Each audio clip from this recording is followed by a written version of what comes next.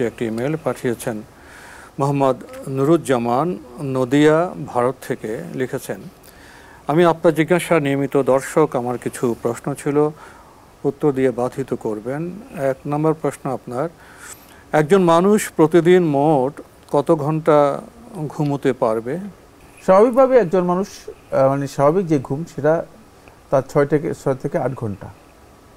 এর চেয়ে বেশি যদি ঘুমায় তাহলে সে ক্ষতিগ্রস্ত হবে, হয়তো অসুস্থ হয়ে পড়বে।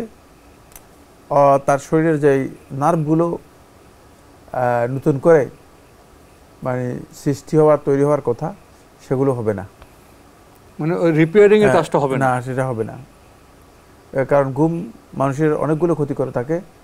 তার মধ্যে সবচেয়ে যে ক্ষতি করে থাকে সেটা হচ্ছে মানুষের মানে চেতনা, উদ্দীপ্ততা, এটাকে বলা থাকে প্রাণবন্ত, এগুলোকে মানে একেবারে ড্যামেজ করে দেয়। তাহলে মাত্রার বাইরে ঘুমাতে পারবে না, ক্ষতিকর। এই জন্য ইসলামের যে ঘুমের পদ্ধতি সেটা হচ্ছে মানে 6 থেকে 8 ঘন্টা পর্যন্ত সর্বোচ্চ ঘুমাতে পারবেন, সর্বোচ্চ।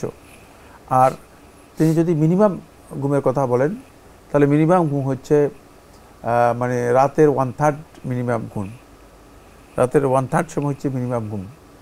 তা এতটুকু ঘুমাইলেই এক ব্যক্তি তবে রাত্রে হতে হবে ঘুমটা, রাত্রে ঘুমা দিনের ঘুমের মধ্যে সন্ধ্যার পর থেকে